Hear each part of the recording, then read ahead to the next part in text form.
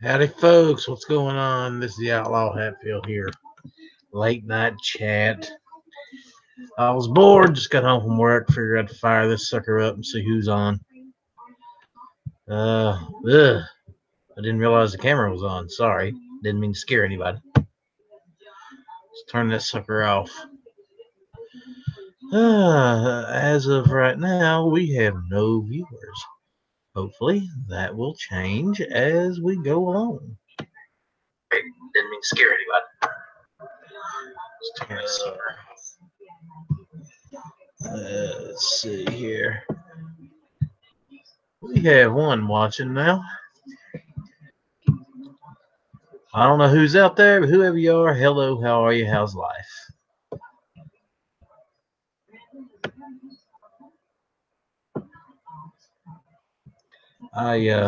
Like I just said, I'm just got home from work, a bit bored, figure I'd fire up hangouts and see who shows up for a chat. What's the worst thing that can happen this time of night? We'll go down a rabbit hole and never return. So it is what it is if that does happen.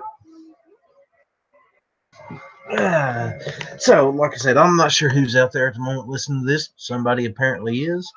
So, welcome to the chat. I'm going to post a link out in the YouTube side there. So, anybody that wants to jump in can, if you so desire to do so. If I can get my computer to cooperate, which apparently it's not wanting to do at the moment. What the hell?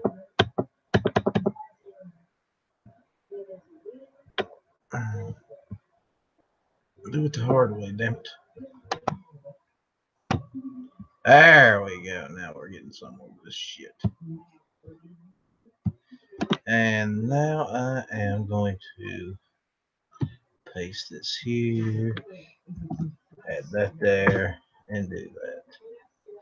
So anybody that's listening that might want to jump in here is more than welcome. I'd love to hear from you. Love to talk to you. This is basically a show about nothing at this time of night. So if you're out there, say hi. Let's communicate. Talk about the happenings of the day, which for me wasn't a whole lot. I went to work, washed dishes, now I'm home. And I got a bit of a headache. So, hey, Midnight, what's going on?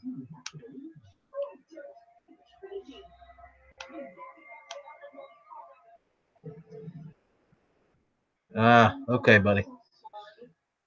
Well, hopefully he's okay. Midnight, I sent you a email. Come on in here later if you're up for it.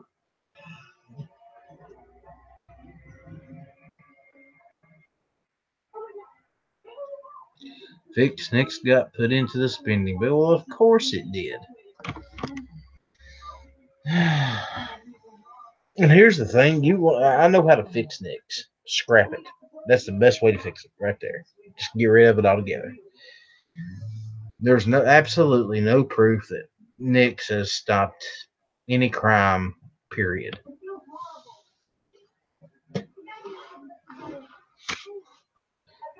I mean, it's just a waste of time. That of course is just my opinion, but my opinion is the whole fix Nix thing is just a big waste of everybody's time.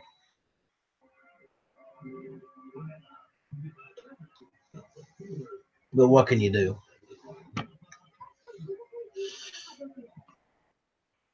And basically, what they're wanting to do, and again, this is just what I'm thinking here, is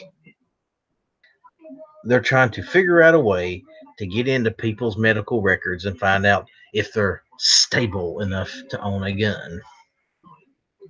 So basically, they could say, well, 20 years ago, he had a meltdown of sorts and was in a hospital for a few days over, emotional issues or what have you. So he can never have a gun.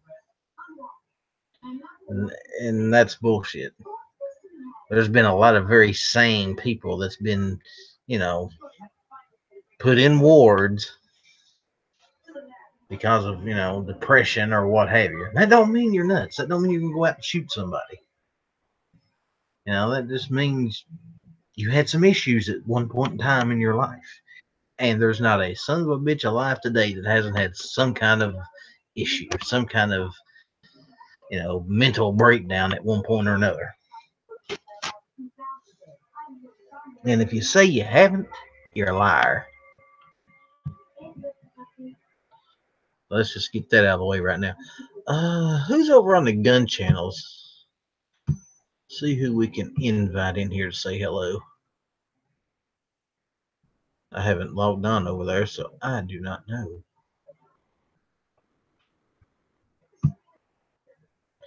Let's see. We got Pink Panther, Potatoes and Lead.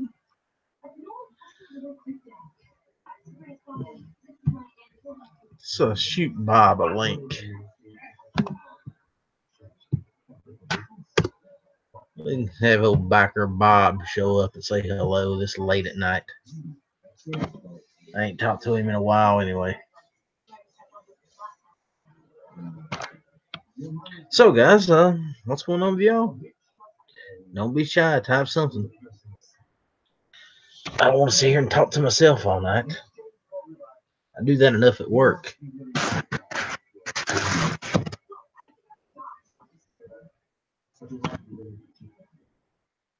Who we got out here anyway? Philly and Midnight so far. We got 4 watching, but nobody's talking. That's normal.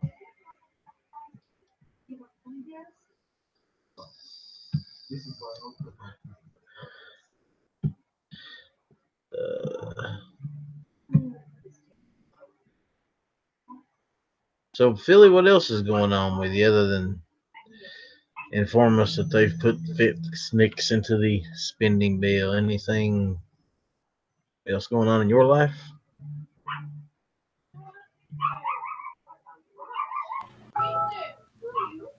Hey Alice, how you doing, dude?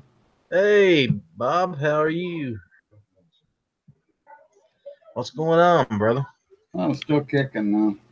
Still kicking. Yep. Well, I'm glad to hear it. Every day above ground's a good day. Yeah. How's the weather up there? It breaking any for you? Oh yeah, it's been above freezing the last couple of days. It's kind of nice. Shit's starting to melt. Of course, it keeps snowing more. Lord have mercy. In 2-3 months, you might actually hit 60 degrees. Oh no, it'll get warm real quick, right? Like that's the thing. It's really cold in the winter, and then it gets really hot in the summer. Like we get 100 degrees Fahrenheit in the summer. It's crazy. It's hard to believe that far north you get temperatures like that. Oh no, it's just like summer is just can be nuts, right? Especially here in the prairies. Like even when I was in Saskatoon, it was 104 for about a week and a half.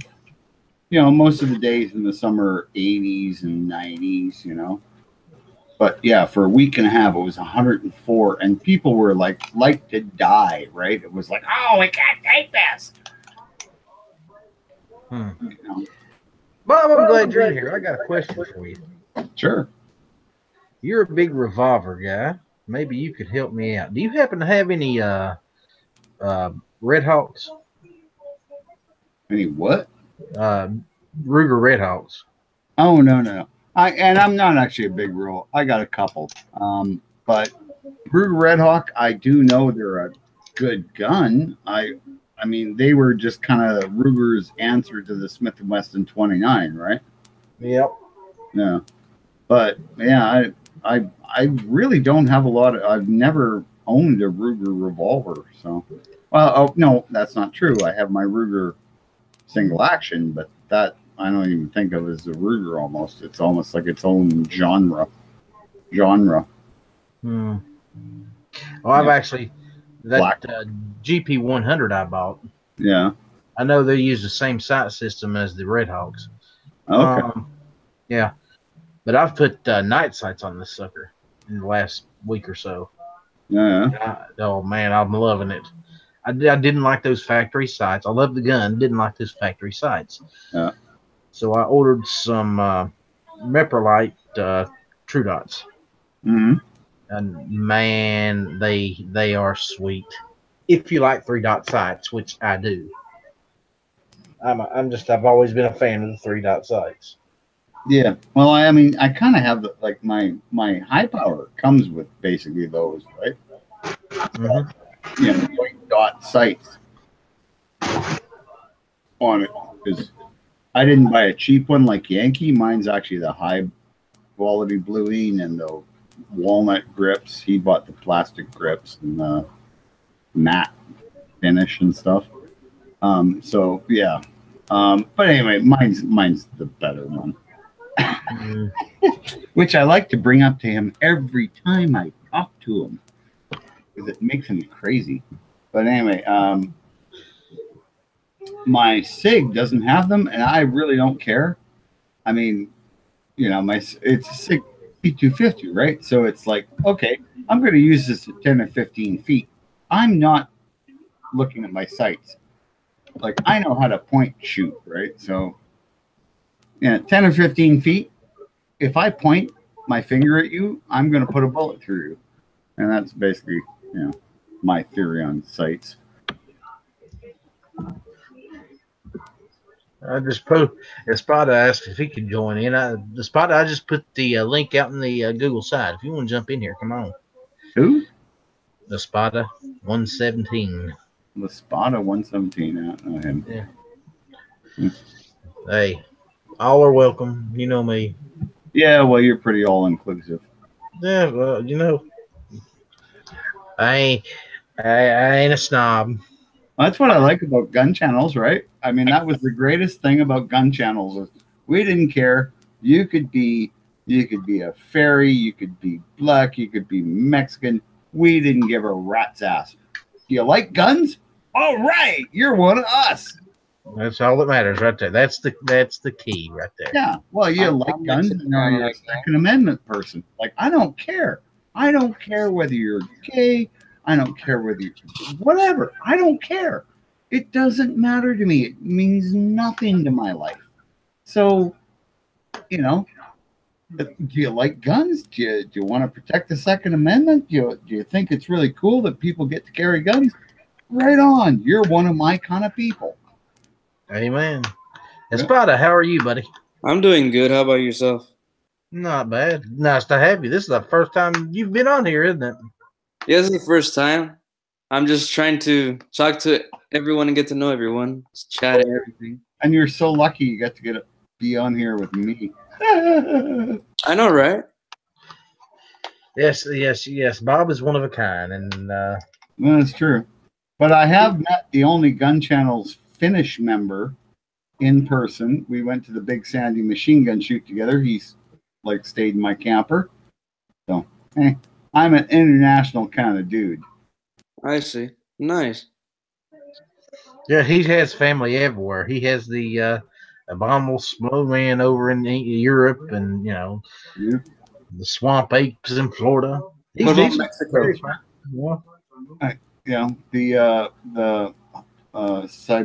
Siberian snow monster. There's also the what is it? The Himalayan. Yeah, the wild man. Oh, yeah, there's lots of them. They're not all me. They're not all related to me. Some of them are just cousins. Well, I guess that's still related, but I think some of them are called cousins, but they're not truly cousins because I don't know. Some of them girls are ugly. You're one to be calling somebody ugly. Hey. Hey, I'm just stating the fact, dude. I'm pretty for my species. Compared to what? Everyone else? Oh, well, okay. Okay, I'll give you that. Compared to the other Bigfoot out there, I guess you are, You look mostly human. Hey, Amorphous, how are you? Ah, Black Cat, get your ass in here. I sent you a link. It's in your email.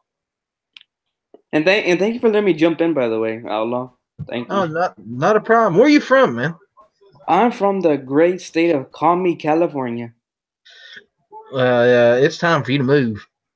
I wish, but Uh, being Mexican, you gotta be close to your family, and if you leave them, you're banished. It seems like we're like the Europeans. Be gone, motherfucker. Be Yeah. gone. Mm. That's nice. That's the nice part about being Canadian because they just go, well, there's so few of us anywhere. Yeah, you're across the, you're like 9 hours away by airplane, but that's not so bad. I guess the spot you're about like John Z and knives. You have to love guns at a distance. In a sense, yes. I mean, you can still get them here. It's just we gotta jump through more hoops than other states. I mean, but there's still a lot of Second Amendment people and gun that are pro gun, but that doesn't mean that they're both the same and they both agree on it. You got some people that are like, "Oh, I just want my rifle to go hunting here in California." And you got people that's like, "Oh, well, I believe in the Second Amendment," and it's like, well, why? How the hell did we get all these bills into the whole freaking to California? It's a good place to live, but if you're a gun owner, well, you better be biting your lip and hopefully getting the next flight to basically anywhere but here. Well, and that's very true. I mean, at this point, California has worse gun laws than Canada. In some aspects, yes. In some aspects, yes. Because I know some. Quite few. Well, because over here we can still get an AR, but it has to be featureless. Yeah, I mean, we can still get an AR, but it's considered the same as buying a pistol. You actually have to have a gun license. Well, over here is kind of like a gun license, except you have to pass it. Did we lose you? It's a gun. They call it a gun safety. I don't know what's it called on a safety firearm certificate. There you go, safety firearm certificate. Oh yeah. So it's basically the same exact thing. It's just they like to word everything more adequate. Yeah, we call ours PALs, right? It's possession acquisition license. But once we have them, we can get guns mailed to our door, ammunition mailed to our door. We can go in and buy ammunition. We can go buy a rifle and go, yeah, here's my license. Okay, here's your rifle. Buy it that day. Take it home, shoot it. We gotta wait 10 days. I mean, to be quite honest, it is what it is over here. There's going to be no way where I ever choose to leave because basically, I'm 23 years old, so that day shit ain't gonna happen anytime soon. So, being a young person, and I mean, too true. You have to. I mean, but that's the thing is, you're one of the foot soldiers for people like in California to fight against these stupid laws because they don't do anything, right? It's they don't. We have a stupid law called either make your AR featureless or maglock. Maglock is just a harder way to get your magazine out, and featureless is like you can't even put a freaking light on it, a pistol grip or a vertical pistol grip on it. It got to have a stupid ass freaking weird looking fin on. Couldn't deal with all that, brother. I couldn't deal with all that, but I mean, it is what it is. The only thing we can do right now is like join different groups to start putting some of these and taking them to court and take it to federal court and try to get them repealed. But you know how long that shit takes? It's like 5 years. Well, you're lucky. You're lucky, right? My country did a 5-round magazine limit. So if it's a center fire rifle, you got 5 rounds in it. That's it. You can still get the 30-round magazines, 100-round drums, everything like that, but it's got a little aluminum rivet through it that stops it at 5 rounds. Over here is 10. It's 10 rounds. So it's like, if you got to look at it this way from Canada to California, there's a give or take. There's some parts that are good in Canada. There's some parts that are good in California. There's other parts that are bad. There's other parts that are good. It's kind of the lesser of the two evils. Which double-edged sword of the two ends of the sword would you rather get your head chopped off from? Yeah, exactly. No, quite true. I mean, both of them are just ridiculous. I mean, none of it's gonna save anyone. To be quite honest, the only thing is that I have no. To be quite honest, I was born here in California. I love it here, but the thing is, and this is my own opinion. You guys can disagree with me. You guys can give me criticism. I like criticism, creative criticism. But if I mean, for instance, if some of us keep saying to move to different states, sooner or later we're just gonna be like little rabbits jumping from each hole and not holding out and stopping these gun legislations. Because let's say California, we lose guns. Let's just say that. Well, that they're gonna use California as a template to freaking do it to Texas or to do it to Florida. Look at Florida. I thought Florida will never have that type of bills that's going through right now, and it's already happening in Florida. So if something can happen in Florida, sure as hell can happen in Texas,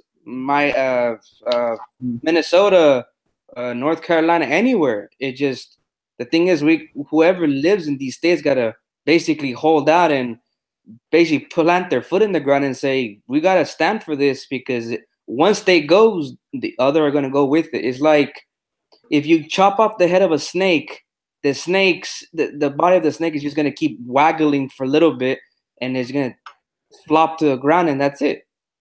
It takes one state to make all the other states as an example, saying, see, California, we got rid of this. Democrats, let's do it to the next of it. It's like almost like a challenge. But that's just my opinion. I could be 100% wrong. No, you're not wrong. That's the thing. You're not wrong. But some battles can be fought from less, let's say, communist positions. No, and I agree with that. But the thing is, in my opinion, coming from family that comes from Mexico, I was born here in California. I'm a citizen. But if we don't decide to plant the foot in the ground where we live already, for instance, in California, for all we know, some of these bills if we win by getting rid at least two bills, we're at least getting somewhere. We might not get the way we want it or nothing, but at least we're winning. At least we're attempting to win, because it's not lost. When it's completely lost is when they grab our guns and say, sucker, you're done. That's when we lose. Yeah, that's a really good point. Have you heard that lately Brazil is trying to get their gun rights back? Yeah, but the thing is, in Brazil, like, okay, this is a sad part. Whoever is probably going to disagree with me. Mexico and every North American, South American country is becoming basically they see us as as the Eiffel Tower or as the Statue of Liberty. They see okay, if California, not California, but United States, if they have guns, why can't other states do the same? In England, there's more regulations in terms of getting guns, but it seems like slowly other countries are getting it, saying like, we need guns, and they're looking to us and saying, well, if these guys have it, why can't we?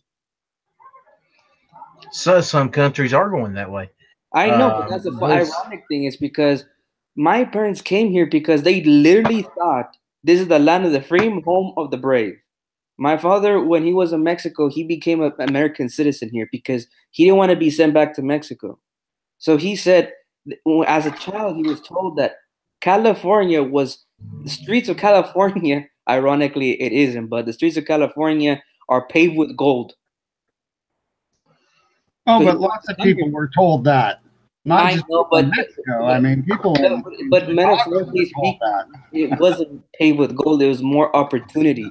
What's basically. Oh yeah, no, I mean, and that's exactly the point. People were told that from all over, and California was for a long time the world of opportunity, right? Oh yeah, it's a shithole now. I'll be glad to say it. I'm a Californian. It's a fucking shithole. Oh, I don't know. I mean, you have great weather. That's your big advantage.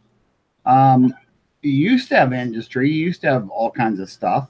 We still do have some of it, but the only problem is that California, is like that weird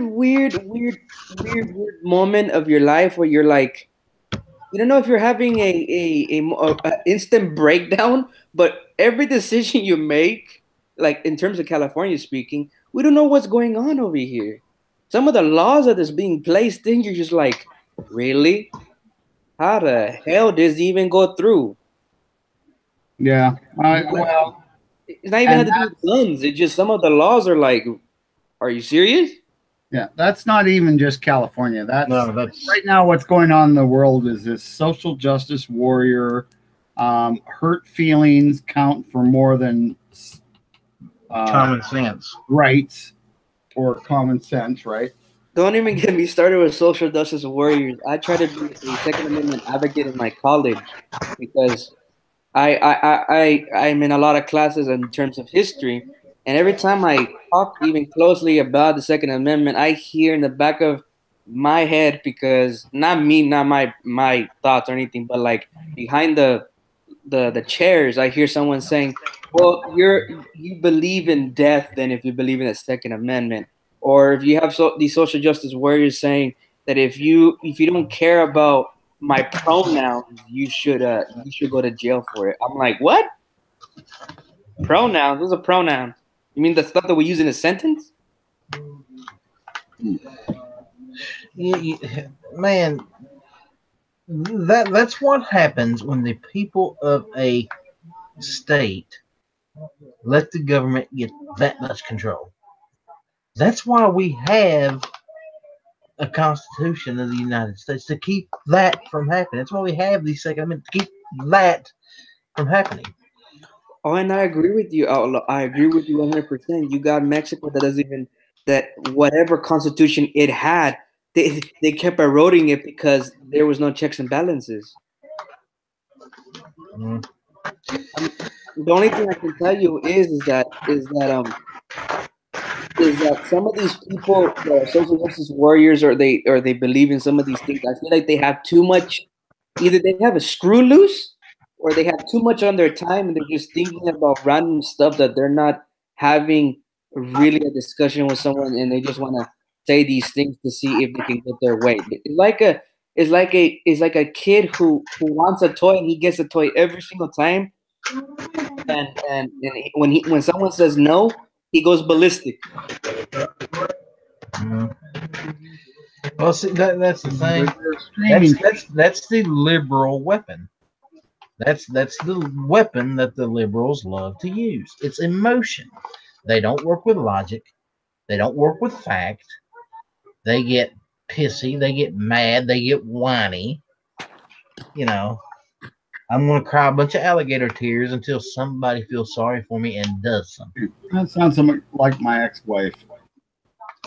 And that's basically what these people are. They're children. They're children that wants mommy and daddy there to take care of them. Mommy and daddy, in this case, being the state. And that irritates me because why they can't support themselves, or they expect everything to be handed to them. I mean, in my school we have what are those safe zones, or what are those called, that they can go into the area and not be safe spaces. There you go. I heard this chick in my class, and bro, just one little thing the professor saying, we have a test next week. She got hyperventilating. She started saying, I'm triggered. I'm triggered. I'm like, what are you talking about? He's like, he just told us there's a test next week. Didn't you study? He's like, I need a safe space. And she's like walking away like, what's wrong with you? Are you okay? It's a test. So, you know what you should have done? And I would have done? I would have got out my phone and I would have followed her to her little safe space. And while she was there, I'd have said, do you feel safe now? That would have been funny.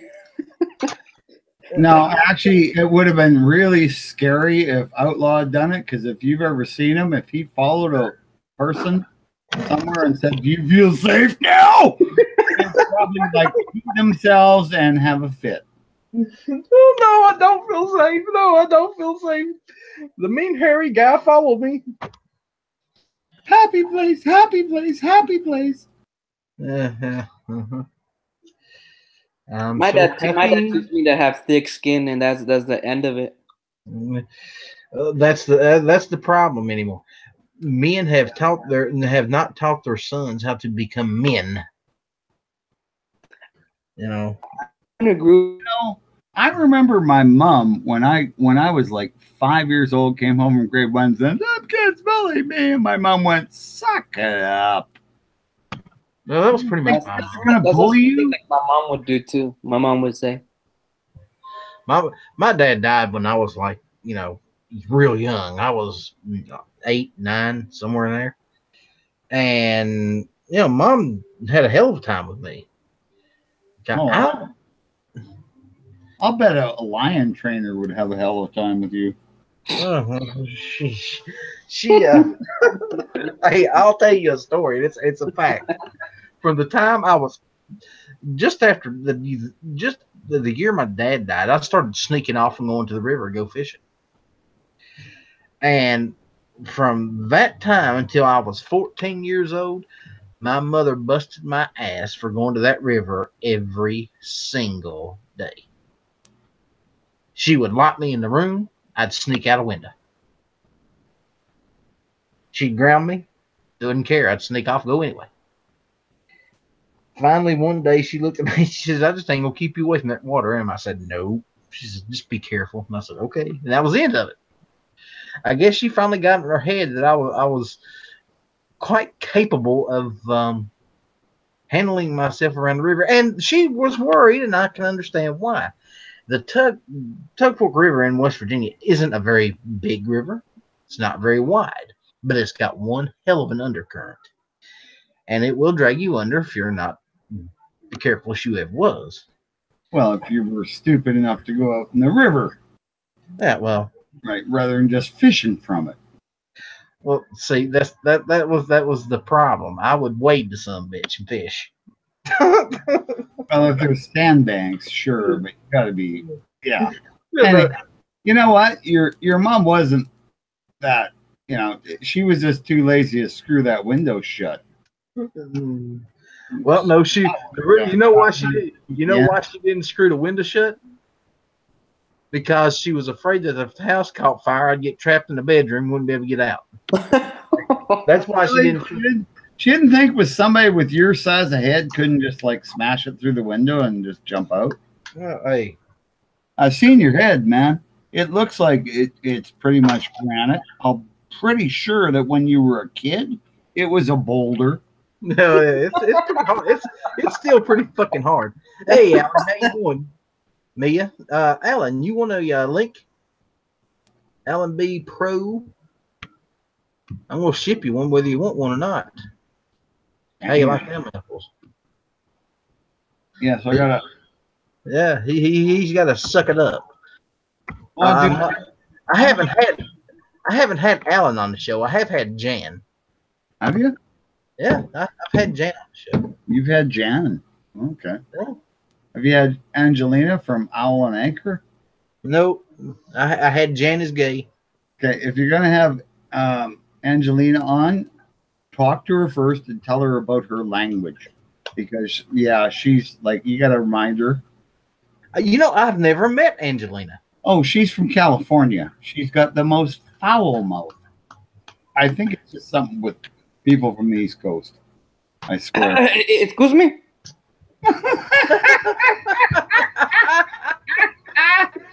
He's like, "Hey, wait a minute! I resemble that remark."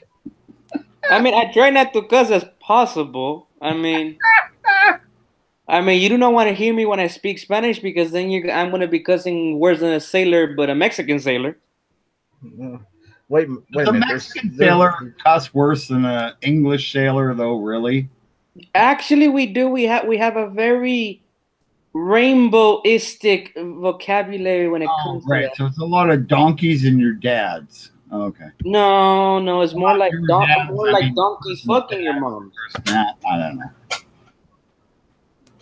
But yeah, it's no English sailors. I mean, I've heard them curse and just went, I didn't even think that shit was thinkable, let alone doable. No, we can get creative. I'm surprised how some of the Spanish language there's more. What's it? Mexican Spanish is more like we use a lot of slang. Mm. So That's it's like, a lot. So it's a lot easier to say stupid shit yeah. because it's slang.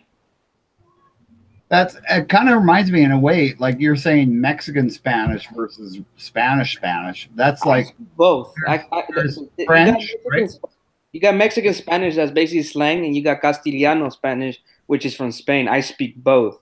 But the thing Okay. is that with Castellano Spanish, we have a hisp. So, ¿cómo estás? ¿Cómo estás? You have a hisp for some odd reason or another. Is that because the first person who ever decided to make the language had a lisp just naturally, and then everybody had to kind of copy That's their accent when it's kicking in. Yeah, I know. But here's the thing: is what I'm saying is the difference. You know, Spanish languages, right? Because there's Mexican Spanish, like Spanish. It's like French and Quebec French. Like people from Quebec go to France and they think they know how to speak French because they've lived in Quebec all their lives and they speak French every day. And they go to France and people in France look at them like, "What the fuck are you saying?"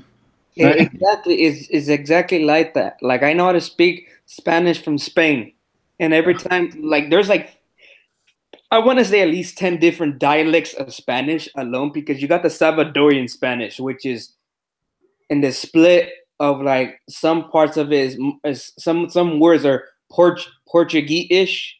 No, And then- no disrespect. I gotta say, there is way more than 10. Way No, more I'm than just- 10. I'm just You saying can that- travel just Mexico and get through like 28 different dialects of what I call Mexican because it's not true Spanish. No, but the other ones I don't count them because those are Indian Spanish. They have nothing to do with being Spanish. That's just an Indian way of speaking. But I know what you mean. There's other dialects, but it's almost like a sub version of Mexican Spanish because it's always slang and then mixed with some local terms, and so it's like you don't even know which one begins and which one ends. But I see what you're saying.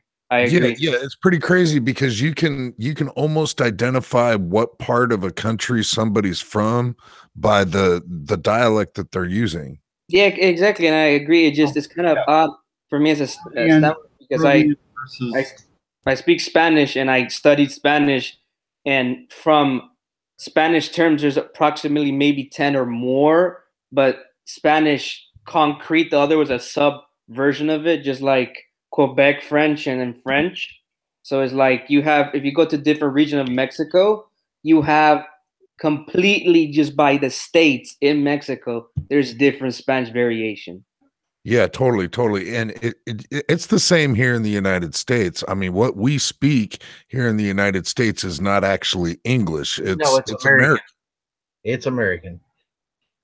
Well, it is. We speak a dialect of English, but for an American to go over to England and walk into a convenience store and ask for a rubber, they're going to get handed an eraser.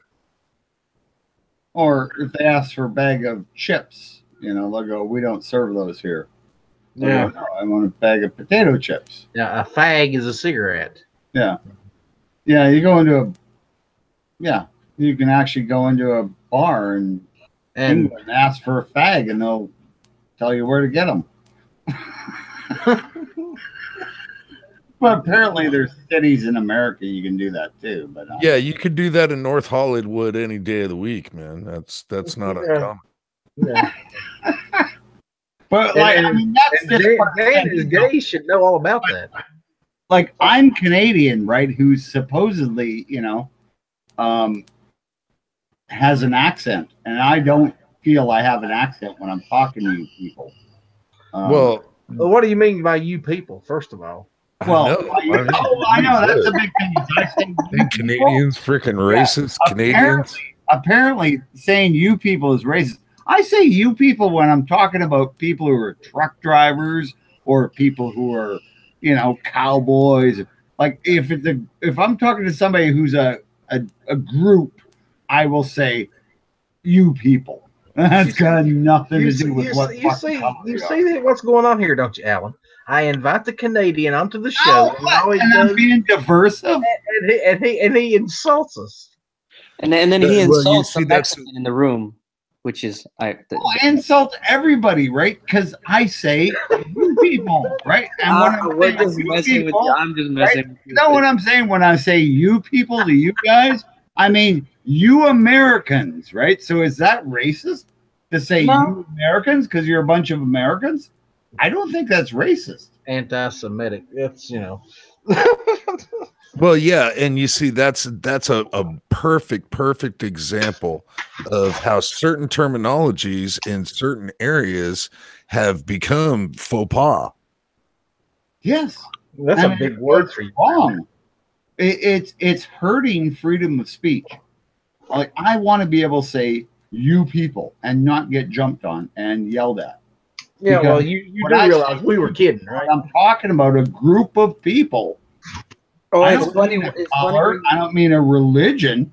I mean you people with this point of view.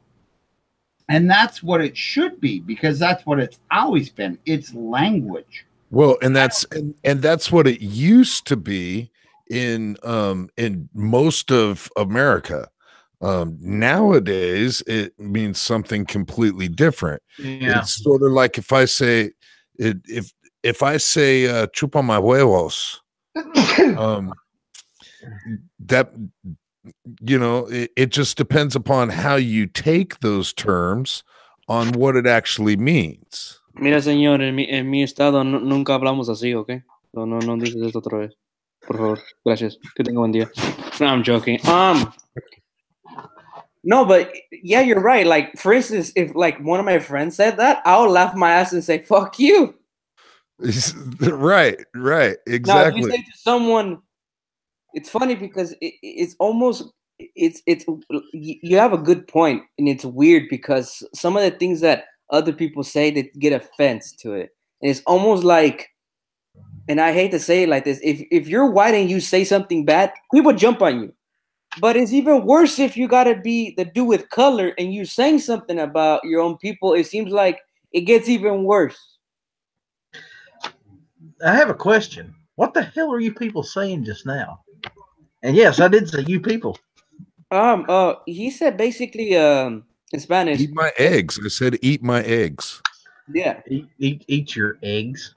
And I basically said, sir, in my state we don't say those types of things. So thank you. Have a good rest of your day. When you think about it, if a girl said that to me, ¿Hablando español? Okay, ¿Habla español, señor? Sí, yo hablo español muy bien. ¿Cómo estás tú? No comprende. ¿No comprende, señor? Okay. Que tenga buen día. Este gringo joto. You know what's funny? People call me gringo because I have white skin, but I'm Mexican. It's funny. It's funny.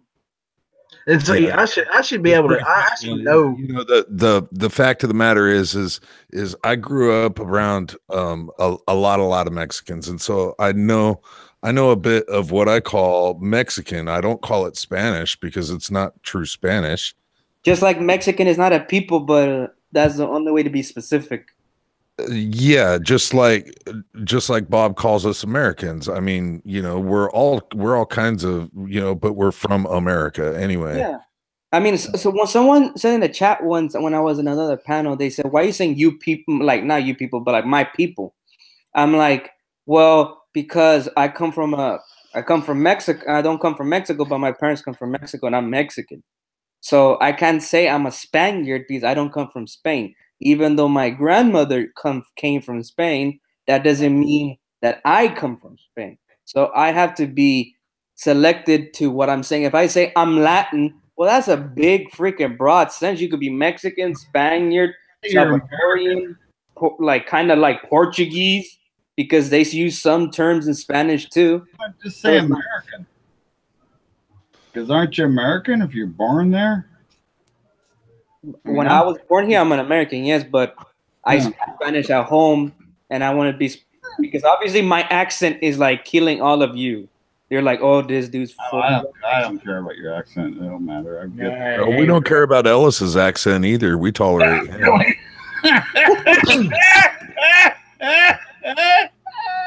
You know, Alan, you can kiss Ellis's ass, right? I'd have to wade through that forest. I don't think so. You know, it's rather thick. Yeah, I agree. Well, yeah, but you see, though, that's a very valid point. The only time that kind of rubs me the wrong way. Oh, the sound of silence.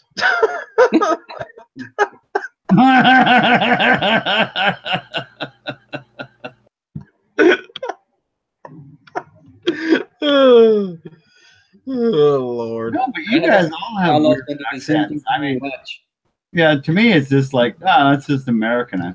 You know, America has all these weird accents.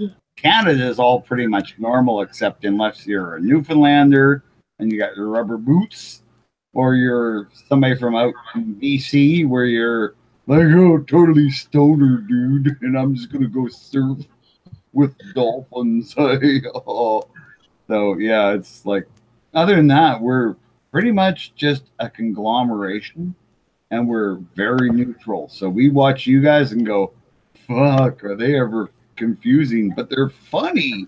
Let's just like, it's like watching TV, just watching American news. It's like watching a weird sitcom. Well, it's the same thing for Americans watching the Canadians too. Oh God, nobody watches the Canadians. So that's the whole funny part. Is like, oh God, yeah, because we got that dumbass right now. I know we want to talk about that. That just depresses me.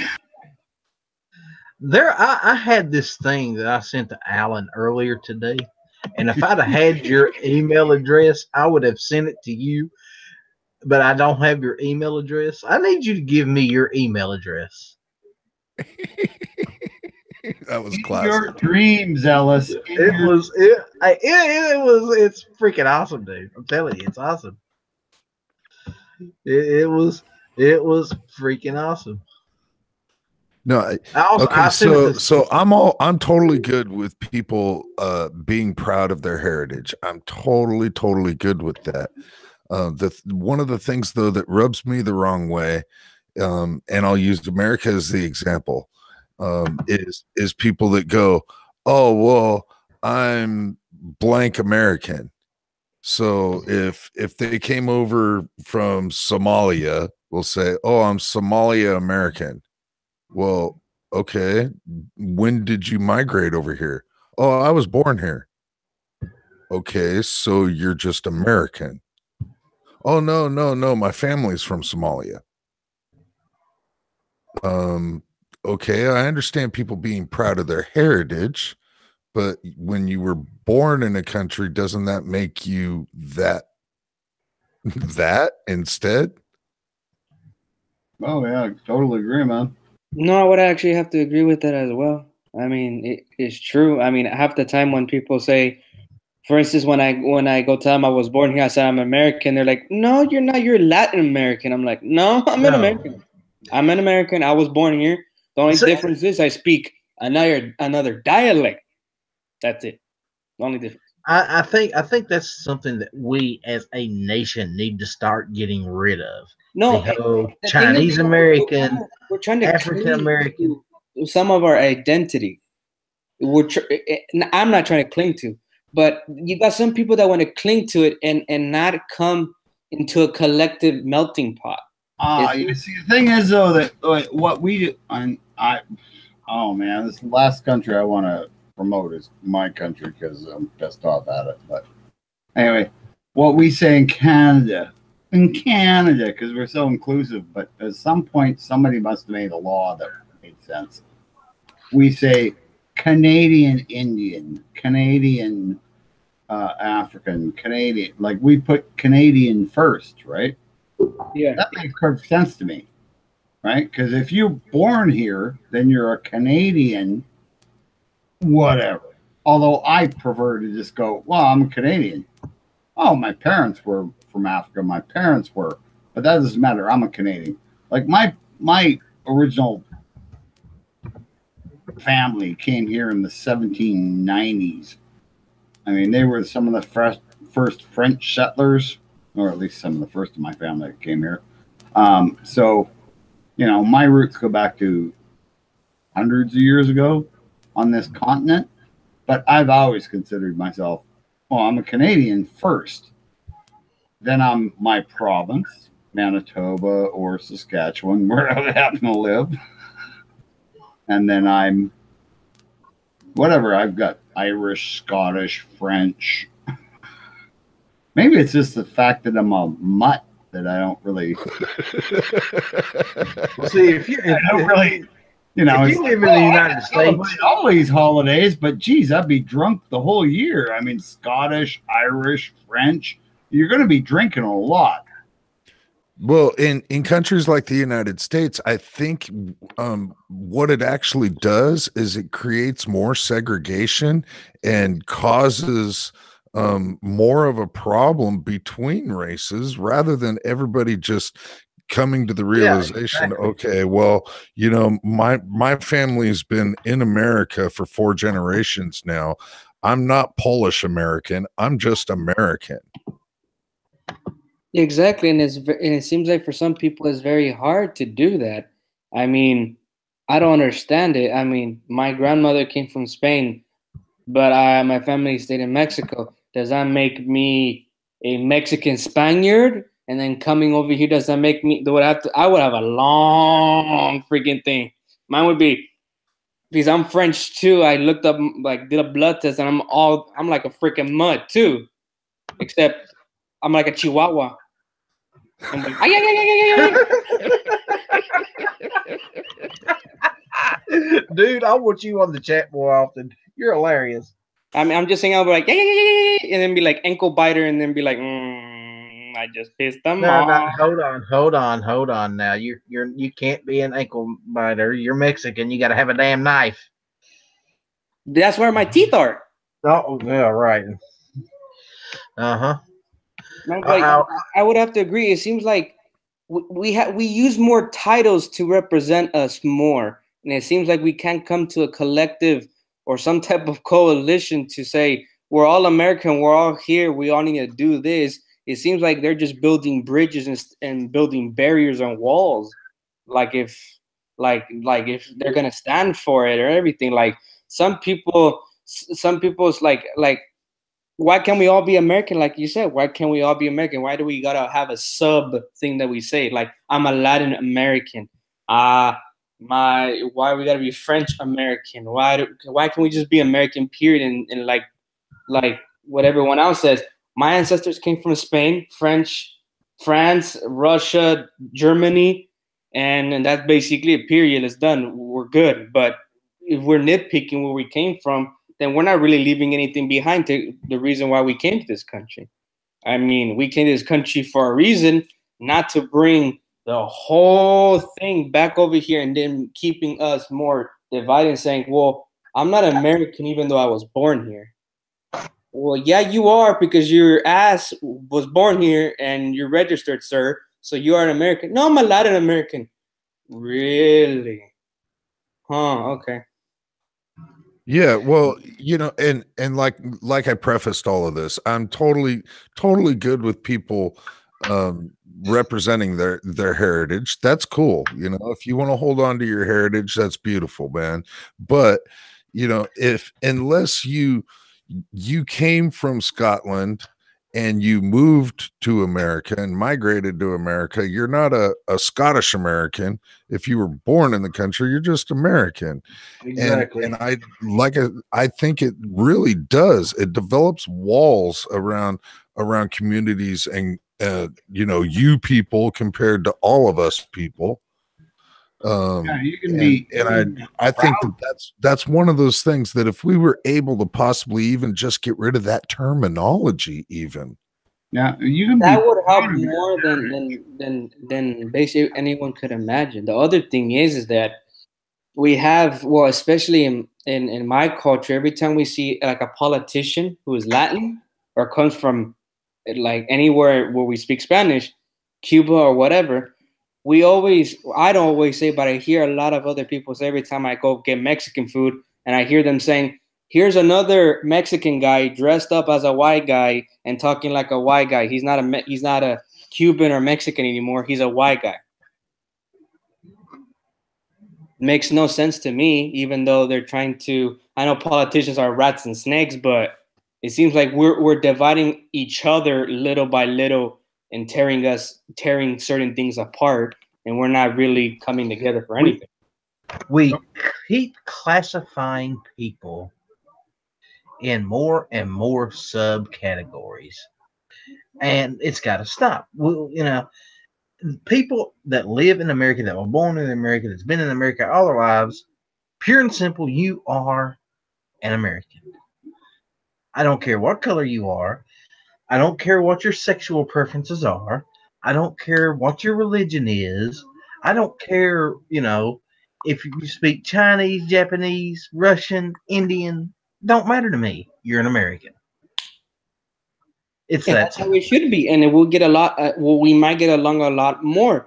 It's always like, if you say this, you're considered racist. If you do this and you don't believe in this, you're racist. We always go back to pointing fingers at each other like kids in a playground, saying who broke the toy or who broke the jungle gym. Well, to go back to something that you just said, he doesn't talk like this, he doesn't act like this, that way he's not part of our group. Now even Obama, I hate to bring him up, but I'll use him as the example. Even Obama was proclaimed by so many of the, again, African Americans, to not be a black guy, because he didn't talk the walk, he didn't walk the walk and talk the talk. What's he supposed to do? Get up into the White House and start slamming 40s and playing freaking rap out of the White House all the time, and then he's like representing? Yeah, and I never understood that. I mean, we're like you said, we're just building bridges and just tearing them down at the same freaking time. We can't get anywhere. If one person says, if it's okay, this is that part. If a white guy says, we want to help, and they always classify it, we want to help African Americans in school. Well, there's not just African Americans. There's also Americans in there that are different of these races, but you classify them just being African American. I know some schools need it. My school sucked. I went to high school not knowing any English. Well, you're doing pretty good now. Well, I had to go to Google, YouTube, and learn and teach myself why the teachers failed to do that for me. So, well, if you've taught yourself, you've done a very good job. I'm impressed. Thank you. You are very welcome. Well, and it sounds like to me that you're raising your household in a bilingual language. Oh yeah, I was raised to speak Spanish first, but my mother kept saying, in this country where you hear, she kept specifically telling me, you are an American, you must speak the language that is here. Your mother country is back there, your father country is here now, so you have to learn English because Spanish is not going to help you here. We're not in Mexico. In some families, they don't do that. They say, you're Mexican and that's it. My mother kept saying, you're Mexican, that's fine, but we came here for a reason, so you speak English. I'm starting to learn 2 different languages besides Spanish because I like different languages. I like the culture. But that doesn't mean that I'm going to say, well, nowadays you can say that instead of me being Latin, I say I'm German too. Why? Because I felt like saying it. It seems like no one has accountability anymore. You've got a point. It's an absolutely invaluable tool in today's society.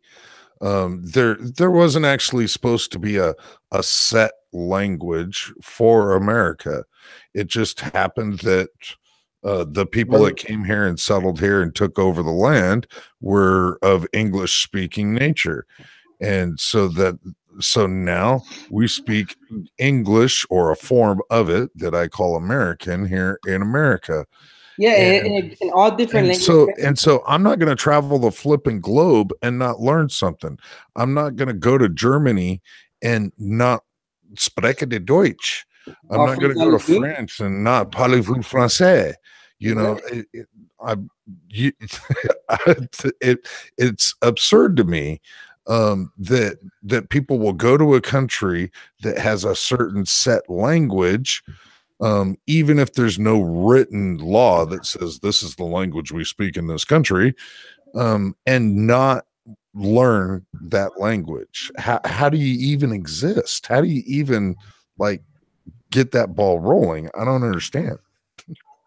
Well, neither do I, and I agree with you 100%. Like my father used to say, because we went to go see Spain. He says, "You do as the Romans do."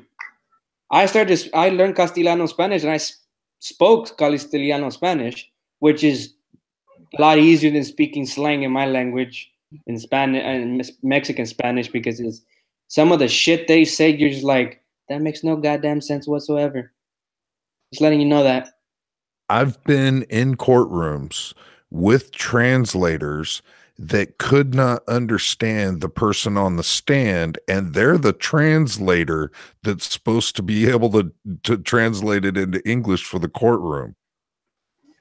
And I'm like, let me tell you, Mexican Spanish is pretty because you're speaking Spanish and he's speaking Mexican. There's your problem. I had to be about I'm bilingual, and I had to translate for one of the students there, and I'm looking at her and said, what part of Mexico you come from? She said where she came from. I can't remember where she came from, one part in Mexico, and I'm thinking, chick, I don't even know where the hell you even started this sentence with. You spoke way too goddamn fast, and my mother speaks faster than you, but I didn't even understand a bit of English or Spanish in there. What did you say? And then she started saying it again. I'm like, either I am dumb, or either I do not know where in Mexico do you speak like this. So I gave up. Well, a good question. Outlaw, have you ever had a conversation with somebody that was born and raised in Australia? Yes, I used to have an Australian girlfriend, as a matter of fact. And so born and raised there was that very easy for you to understand when you first met her? It was the slang, because they use a completely different list of slang than we use here. It's like dag. Most people in the United States have no clue what a dag. Well, a dag is a ball of shit attached to a sheep's ass. That's a dag. So if they're calling you a dag, they're calling you a ball of shit. You know. Oh, okay. So yeah, it's a just total different slang, and some of the words that they use, like we'll say aluminum. Over there, it's not aluminum; it's aluminium. Aluminium. You know, they say it phonetically, and it's not just that. They say a lot of the words that they use phonetically, and if you're not used to that, or if you don't get used to it, you'll be just completely lost in the translation somewhere. What the hell are you talking? What the fuck is aluminium? And then it clicks. Aluminum. Got you.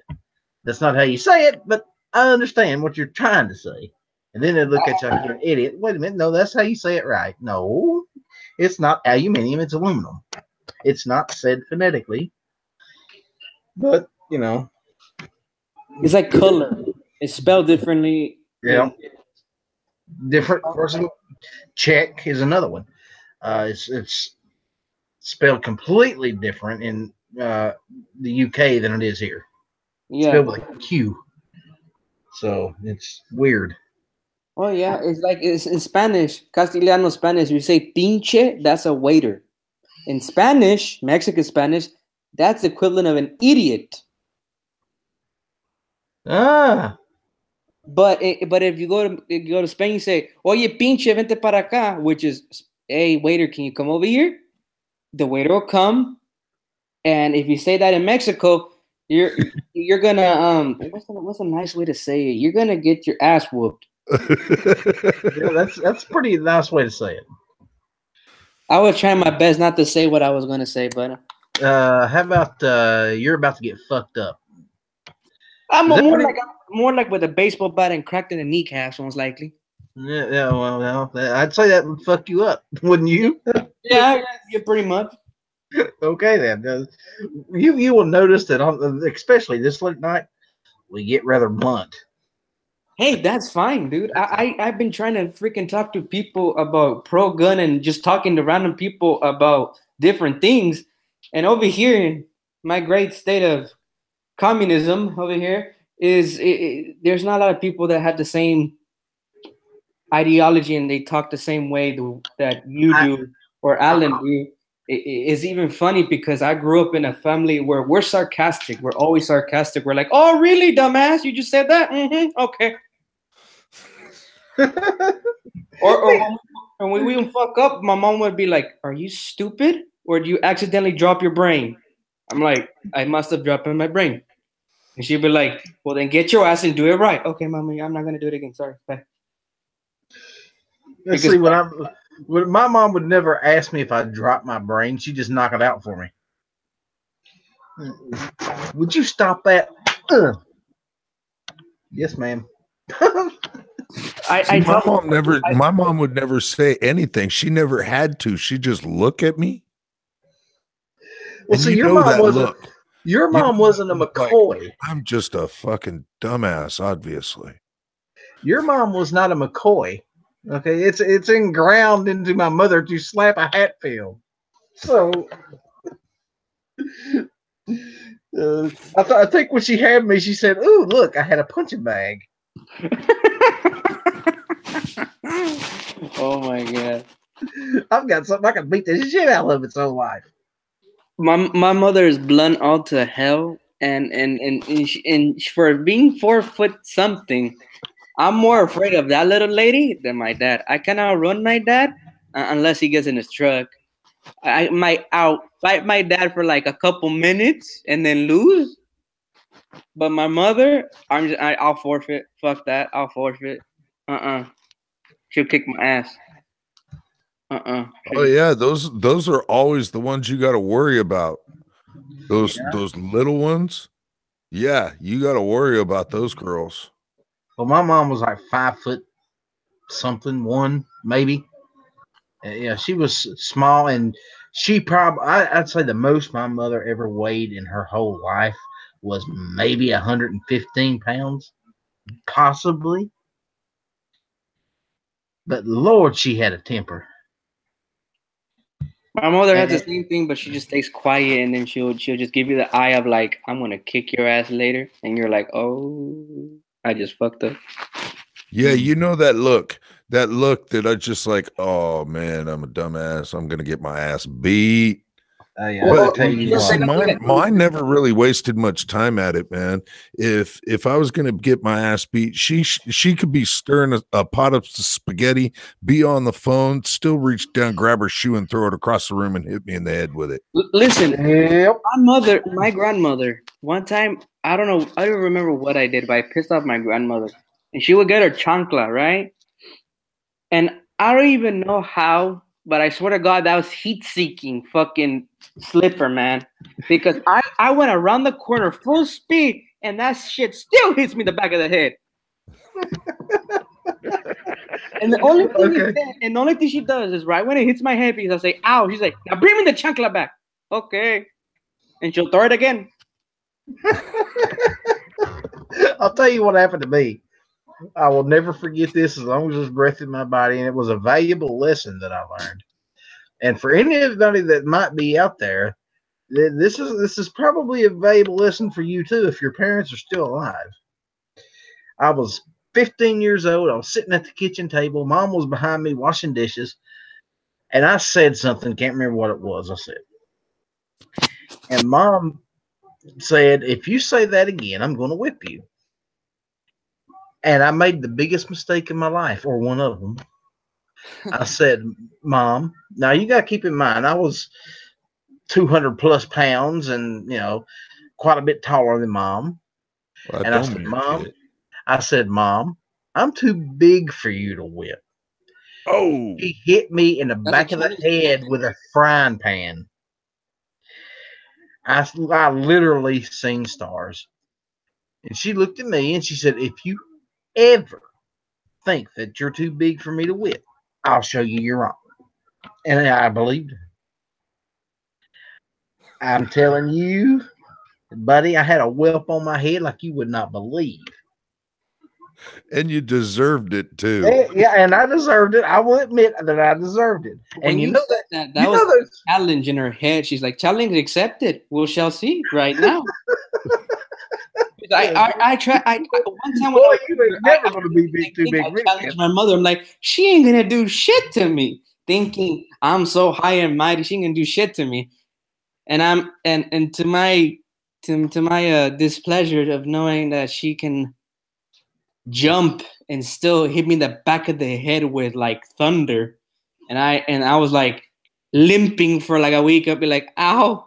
He's like, oh, was that great? No, I'm not gonna do that again, mommy. I'm sorry. Forgive me. Don't hurt me. I'm sorry. It's sad when you have to beg your mother for forgiveness. And you know what? Even when I was, 25, 26, 27 years old, mom said to do something. I got off my ass and I did it. Oh yeah, the same thing with my Oh, mother. My mother would look at me. She would even tell me what she wanted. She just looks at me, looks over that she wants me to do. I jump up and go run. And my dad comes in. Why are you running? Oh yeah, you should go run. now I'll tell you something else though. Mom died in 2002 February, and since she's died, my older sister has sort of taken her role in my life. I can't go visit my sister because every time I do, she's always got a shovel waiting for me. A shovel. A shovel waiting for me. A shovel. A shovel. Is it? Does it have a spray painted your name on there? She should have, because I end up digging holes every time I go see my sister. I need you to go out in the yard and dig me a hole so I can put this plant in the ground. Don't you have a husband? Yes. But you're here. He's not. Okay. I was like, Lord have mercy. Last summer, I went and seen her. And, just go to visit. I went to visit my sister. But I planted one, two or three rose bushes and a bunch of other plants. I can't even remember what they were because I'm not a gardener of any sort. I do not have a green thumb, but apparently she thinks I do. And God bless her, she can't keep nothing alive. She tries. I put them in the ground, they died. So I'm digging them back up and planting up more stuff. You should start naming those plants, saying, "What's up, Rico?" Oh, you come back a couple months later. Bye, Rico. Yeah. Bring a bottle of tequila, right? This one's for me. This one's for you. Pour it on the ground. Exactly. Yeah. One time, my dad saw a movie about guys drinking tequila, and they saying, "This is for you, buddy." My dad's like, "Motherfuckers, that's a waste of good tequila." The sickest I ever got drinking was drinking tequila. I'm not much for alcohol, even though I can hold my own. I just don't like alcohol that much. I'm like my mother. I don't like to drink too much alcohol, but my sister and my dad, when they drink, they always gotta get my sorry ass into it. And I'm always the fucking idiot that gets a hangover while they're laughing at me while I'm in the bathroom throwing up. Lord have mercy. My family. In my life, I can only remember getting sick off alcohol twice. But that one time with that Jose Cuervo that was rough. Have you ever tried El Capitan? No. It's a lot worse than Muy that one. bueno. No. El Capitan is a lot worse than El Cuervo. So, Alan, have you got any new toys lately? No, but I do have auto insurance for my car and a new starter and a battery. And I've been rat holing ammo and magazines and doing a little bit of just stockpiling as of late. So I haven't gotten any new toys as of yet. I am on the war path for a 9mm or for a 10mm though. Hey, I have a question, Alan, if you don't mind me asking. What state do you live in, if I may ask? I live in Iowa. I live smack dab in the middle of Iowa. Okay. And I'm in South Carolina. I need to come visit one of you. Take me in. Iowa is actually slowly becoming one of the most pro 2A states. We just recently had a bill. Surprisingly, Iowa doesn't have a Second Amendment clause to their constitution, and we're like one of only 6 states that don't. And we just had a bill pass committee and pass House, so it's getting ready to go to the Senate, and then it'll be up for public vote to actually add the a Second Amendment clause to the Iowa Constitution. And it was passed through the committee and the House, and it passed through the House at 35-14. So it's very very likely that it's going to go through here in Iowa. Congratulations. Nice, man. I wish I could get something over here like that. Yeah. Well, I can tell you how you start. First, you get every senator that you got out of office and replace them. That would be the first place to start.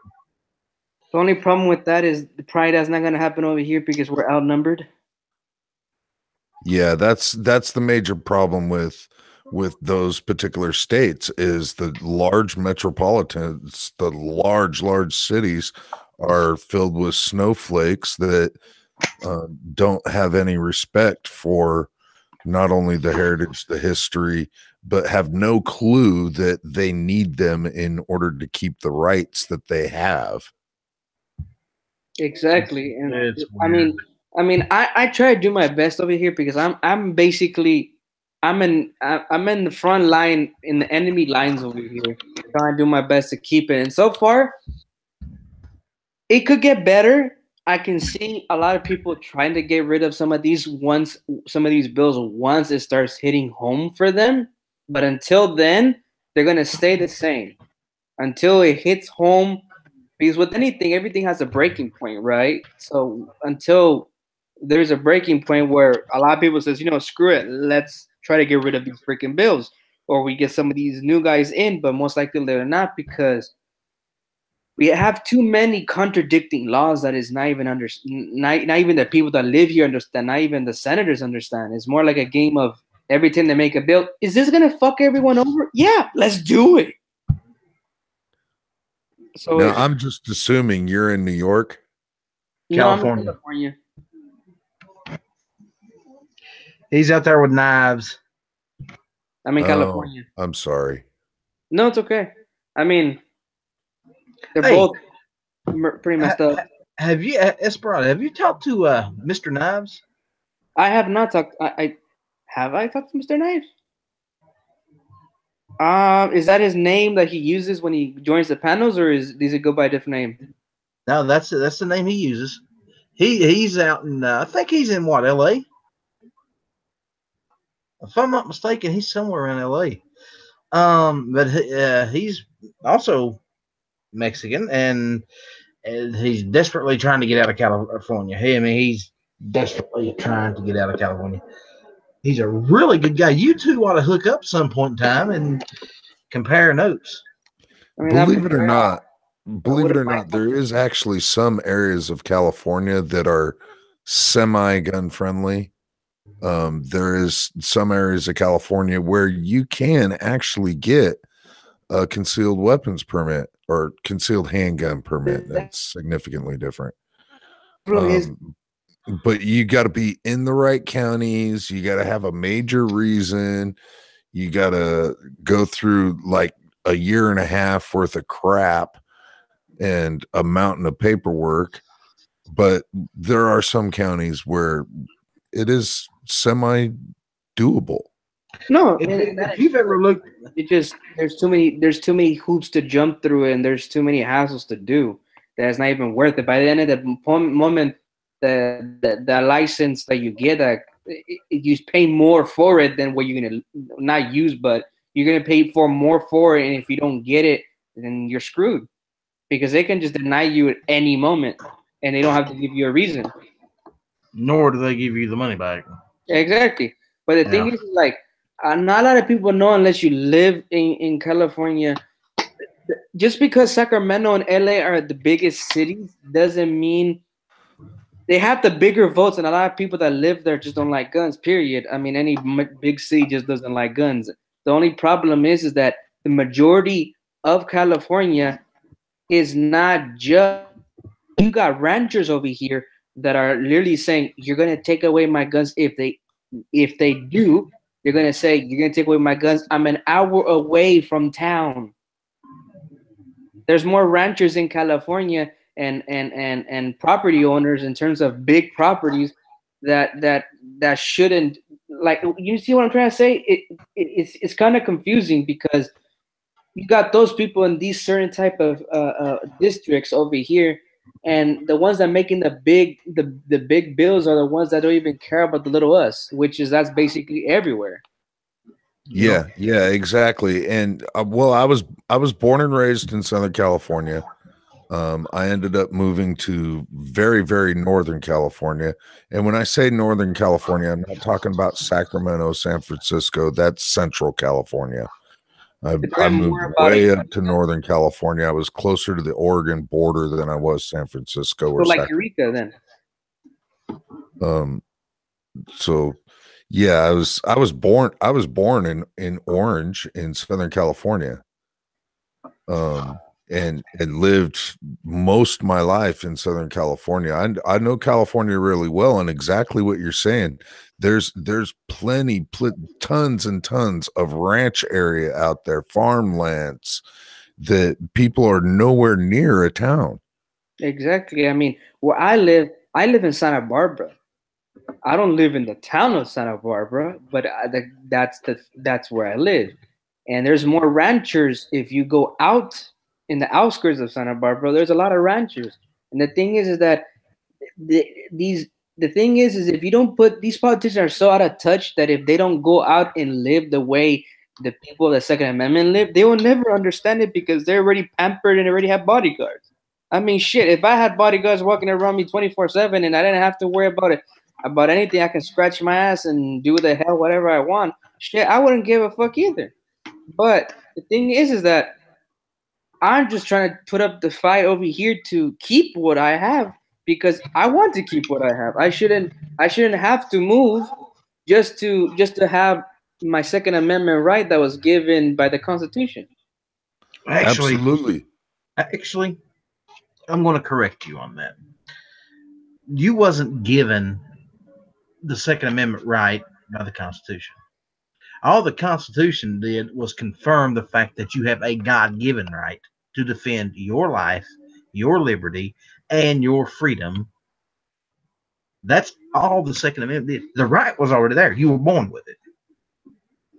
All the Second Amendment did was confirm that right is there and that the government has no business trying to take it away from you. And the sooner people realize that, the happier we're all going to be. Yeah, out there, that is absolutely the front lines in that area. Totally, that's one of the major areas that is the front lines for that battle, and it's the massive amounts of population in the congested concrete jungles that are suppressing all of that in that country, in that part of the country. The only problem is this is my fear, and I study history at college. I study economics and geography and all these things, and it seems like as we become bigger and bigger as a country, and states can become bigger and bigger, there's some parts of California that they're making into cities. So it doesn't matter where you live. Sooner or later, that state will soon become little urban areas will become cities, little mini towns, bigger towns having a shopping mall and having and getting bigger. And sooner or later, we're going to be engulfed with so much of like, why do you need a gun then? It's just a matter of time. Because with more cities, there's more crime. Exactly, but the thing is, they don't see it that way. They don't see it that way now, unless if you give them the statistics from Mexico, they're gonna pee their pants because that is the way that would be without guns in that country. Mexico is basically the Wild West, except both sides do not have a gun. The bad guys have the gun, the good guys die.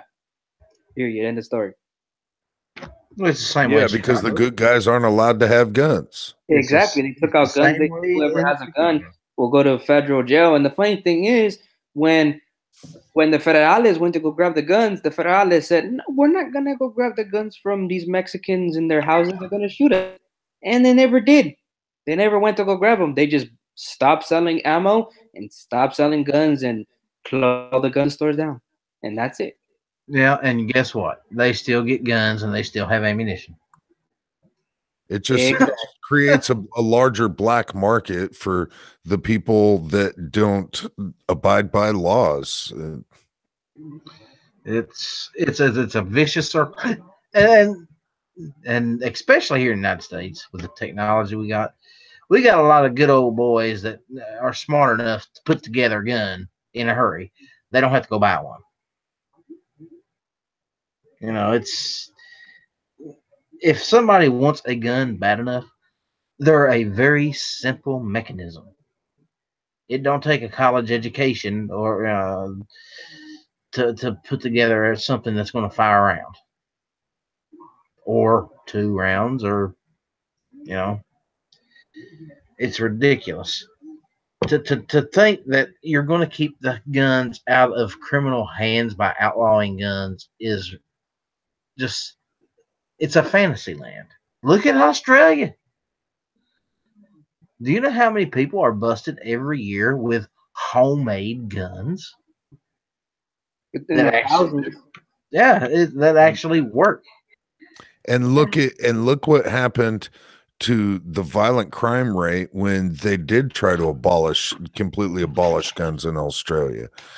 People want to take the statistics and go, oh, well, gun crimes went down. Well, yeah, gun crimes might have possibly gone down a touch, but you know what? The violent crime went through the roof.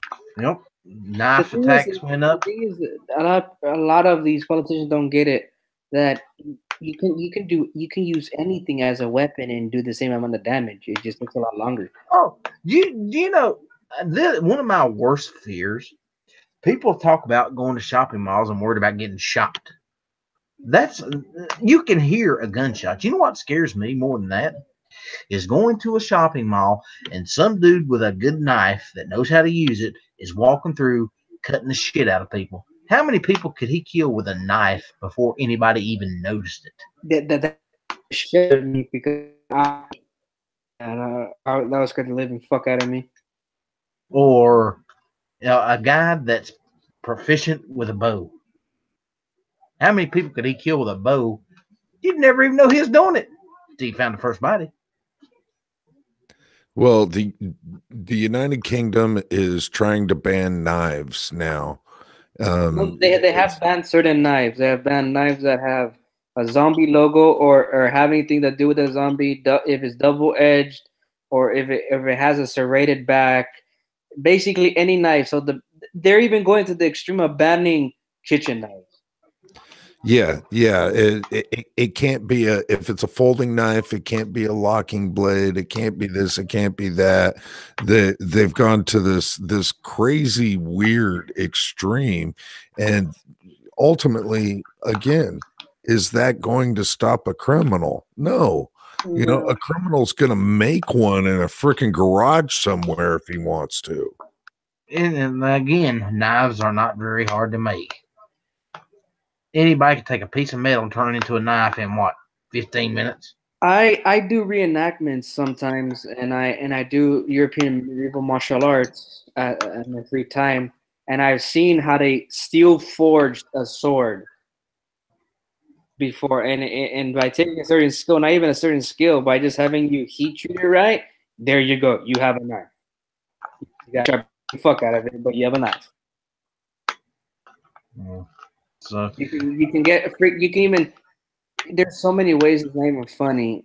It just I don't understand. Like you say, like they're banning everything in the freaking blink of an eye, and they're expecting it to what suddenly affect everything and making everyone say, "Ha, I feel less violent." Yeah, it doesn't work. well, it's like we've already discussed. You ban guns, they're going to use knives. You can ban knives, fine. I'll use a baseball bat. If I'm in England, I'll use a cricket bat. You outlaw the cricket bats and the baseball bats, I will tear a limb off of a tree. Clubs are easy to get.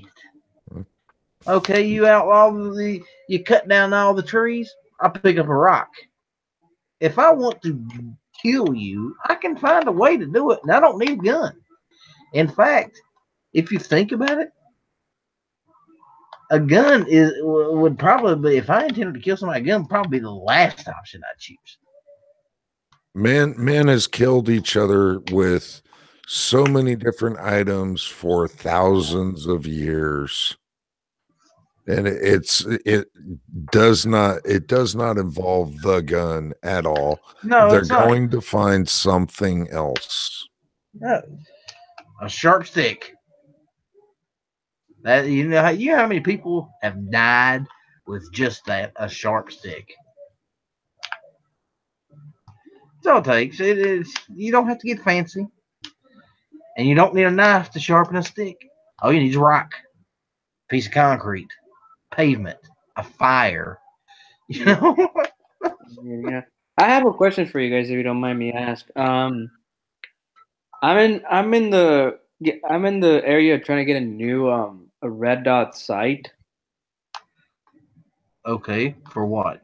I'm for a Chris Vector.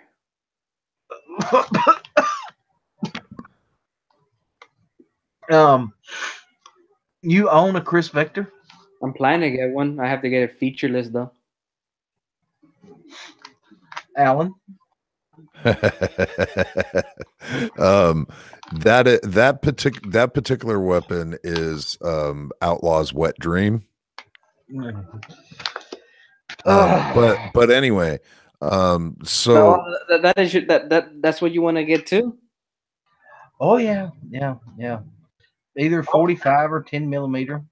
I want to get mine as a 45 ACP. I have to get it featureless, so basically the only thing I can do to it is have to put the stupid fin on it, and then just put a red dot. But I don't want to spend too much on a red dot. Okay. My max is like 100. So what kind of range are you looking at on your budget for it? That's what I was about to ask him. 100 yards, roughly. No. Price range. Oh, price range. $200. $200. Yeah. Look at primary arms. Look at oh God, you got in that range. There's a lot of them you can look at. Primary arms has got some decent ones.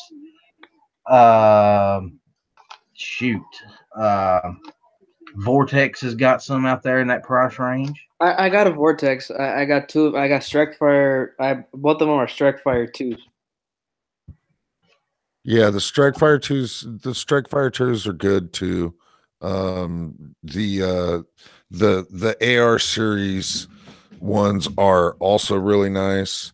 The main reason I want to ask you guys is because consider that as an SBR.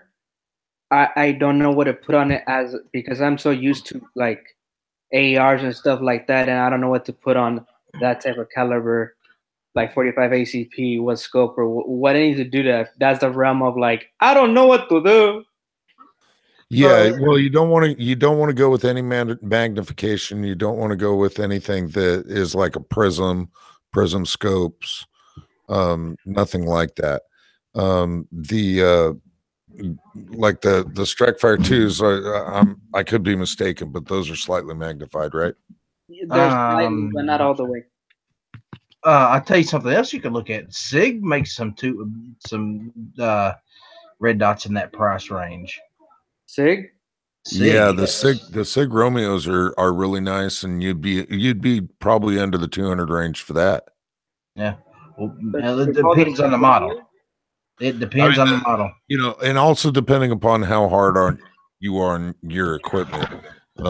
It like the Vortex stuff, it's nice because of the warranty that they run behind it, and they actually stand behind their warranty and do the right thing if something happens with the units. Oh yeah, I agree with you. When I bought one of my Vortex Strikefire 2, it when I got it because it was during Black Friday and they had a sale, so I bought I bought one red dot and I bought a scope. And when I they didn't take it out of the box or anything, but when I got home, the glass was cracked on the Strikefire, and I was like, I didn't drop this, so I went back and they called Vortex and they sent me a brand new one, and then I had to basically take that one and send it back to them for pretty much headache free with Vortex. Yeah. One that I've got on my black rifle right now is a Spark 2 Vortex. And I dig it, man. I absolutely dig it. So I have a question. It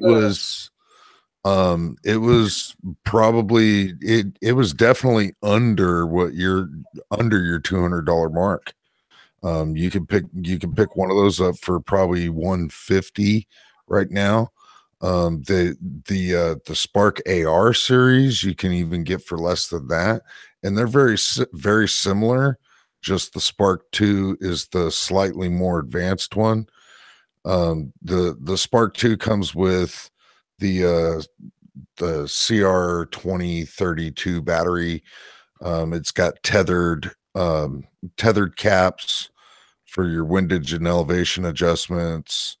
It's a 2 MOA dot, which for me, I'd rather have a 2 MOA rather than like a 4 MOA. It's a small unit too. It's not like it's maybe not even half the size of the ones that you've got now. Sweet. I'm looking some of them up. I'm looking at the 6 hour at this Romeo 5 compact. Yep. That's a good option. In fact, I just bought the I think it's the Romeo 6 for my AR. Nice. A Hollow Sun is also a good choice. Check out their Parlo line. That very nice. $165 up to, I guess, 200 around there. So the Hollow Sun what? Parallel. Parallel. Yep. Oh, that one looks nice too. Yep. And the Vortex, if I'm not mistaken, have a lifetime warranty. And now, if I'm not mistaken, so do the Hollow Suns. Oh, that's great. I just been the thing is I want to get one that's at least decent. I don't want to get my brother-in-law got a sight mark and that thing died. Beerus makes one that's pretty good in that price range. It depends on what you want to get. I mean, I've been researching this stuff for several months now, looking for one to put on my new AR, and that's why I went with the Sig. It's $600 and some, but I got what I wanted. Yeah. And if you're wanting to go with something a little better and money is an issue, go to these websites like Grab a Gun, Tombstone Tactical. They have layaways that you can use to buy this stuff. Tombstone Tactical has a great layaway plan, 90 days, so you can find what you want, put it on layaway, make installment payments, and get what you really want. I might have to do that because I'm already paying up the nose for the freaking Chris Vector. I know it already.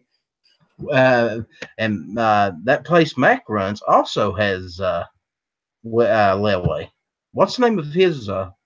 Copper Customs. Copper Customs, yeah. Copper Customs does layaway, 90-day layaways.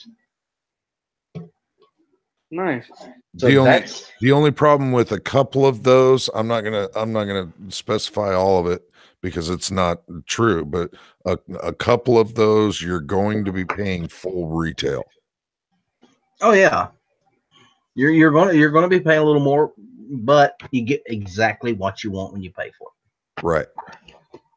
What I'm probably gonna get is I'm probably gonna get the recommendation for the Sig Romeo, because that one looks clean and nice. Hey, Gunpowder, how are you? Yeah, the Romeos are really nice. They really are. They're not going to hold the warranties that you're going to get like from Vortex or whatnot. But they're really nice optics. Sig is also its own optic company. And I could be wrong, but I believe that they are working with Zeiss And on their HoloSun. glass. And they're working with HoloSun. Nice, that's cool.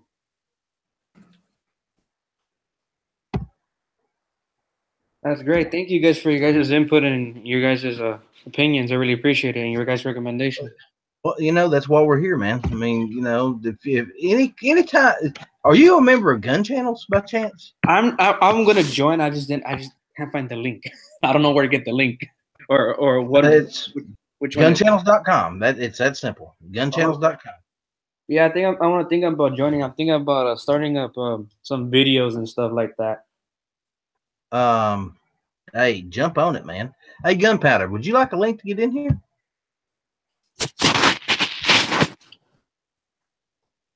If you want to jump in, we'd be more than happy to have you. I think I'm probably gonna head off, guys, because it's already 12:23 over here. Probably gonna head off. I have to wake up early in the morning. Yeah, we all have work tomorrow. Well, some of us just don't care. We're too stupid to worry about it. I really don't want to go to work tomorrow, but I'm my own boss and I kind of have to. And yeah, well, that's always the issue with being the own boss. Yeah, it kind of sucks when you have to chew yourself out and write yourself up. So no, my mother does that for me either way, regardless if I'm the boss or not. I mean, if I wake up a minute late and she already has the coffee done, I already fucked up. Yeah. Bueno. That sounds normal. Good to meet your acquaintance. Before you jump out, I have seen you in a couple of the streams here and there. But yeah, good to meet you. Nice to meet you too, Alan. I'm probably gonna be jumping on other ones too. Next time we can talk, or when next time I see you on a live chat, or if you ever have a live chat, I'll jump on too. Hey, like I said, dude, jump over on the gunchannels.com, and if you've got questions, ask some of the guys over there. They're like I've said 1,000 times. They are literally a wealth of knowledge. They can help you out with anything you want to know when it comes to different aspects, and different guys have expertise in different things. So if you want to talk about old military guns, I would recommend Cycle Camp in a heartbeat, because he plays it off, but he knows a whole lot about old military rifles. I love old military rifles. What kind of guns do you own at the moment? I have an AR, and I have a Beretta 92 FS. Oh, sweet. So I'm just getting started. To me, I want to keep going and doing this, even though California has its messed up laws and stupid shit. I'm still gonna do and go by the law and get guns by the law and doing what I need to do. I mean, I'm a gun guy regardless if I'm in this state or in another state, so it doesn't matter. So what do you think you need to round out the collection that you plan on getting? Well, to round out my collection, that would be the M1 Grand. That's a good choice. That is very. And the reason why I say is because one of my well, a distant relative of mine fought in World War II, and you know how that you know how you're supposed to, in order to be a marksman or a sharpshooter, you're supposed to shoot off a quarter from I don't know how many yards away, but he did it, and that fool didn't speak English, and he fought in World War II, so he used that in $1,000, and I want to get it in the all the way the wood stock and everything. That's my dream gun. That's my dream rifle. That's, $1,000. that's a good choice. You know what? Ain't nobody gonna fault you for that one because that's one we'd all like to have. That That ain't no was doubt. Hey, Gunpowder, how you doing? Doing pretty good. Sounds like a pretty sweet freaking gun. Yep. The, I would love to have an M1 Grand. I I've just have to seen do. one I just have to once. follow California or Commie California's compliance on that rifle. Like That within, you Yeah, know I what? don't know how you put one of those wing features on a Grand, but no, well, I know you can get. I know you can get them out in Cali, man. I know you those I can. think you don't put one because that's considered a regular rifle, so it doesn't have like a pistol grip like the AR. So it's I don't know what laws it comes to that. I would have to look more into it or whatever the gun Well, dealer or the FFL says. But your magazine captivity will be fine. It's fed with a stripper clip, so that one shouldn't be a problem at all. so yeah, I mean it just depends. But I don't know right off the bat. I don't think you put a stupid fin grip on it, but I just want it because it looks badass. Well, yeah, they're absolutely phenomenal rifles, and I've been out of Cali long enough to where I don't know if it's on the approved list or not. But I know you yeah, guys. I would I don't know definitely what wish you luck on obtaining that. Yeah, thank you very much, and I'll try to keep up the good fight over here in Cali as much as I can until I decide to move. Oh, I tell you what, man. Anytime you want to jump in here, you just let somebody know, and we'll get you in here. It's been great having you on the show tonight. All right, thank you, my friend. See you, Alan. See you, Gunpowder, and bye, Allah. Have a great night. You Have a too. good night.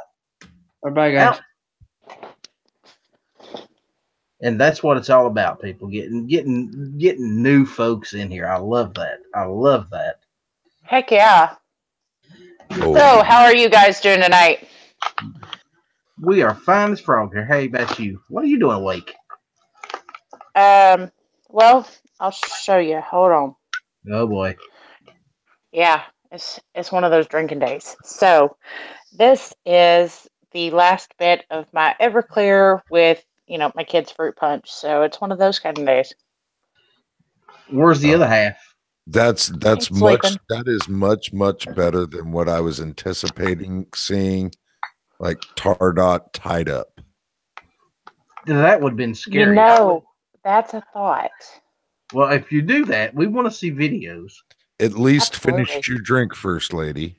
Well, he's sleeping, so that's kind of like poking a bear during hibernation. I just really don't want to try my luck. I don't blame you. I don't blame you. I mean, he's already mad at you because you stole his gun. Yeah, well, speaking of the gun, my uncle sat there and told my dad to tell us that he would buy it for $900. My Smith & Wesson, he wants to buy for $900. Well, you could buy another one for that. Not the one that I have. Well, this is true. That one's got sentimental value because you stole it fair and square.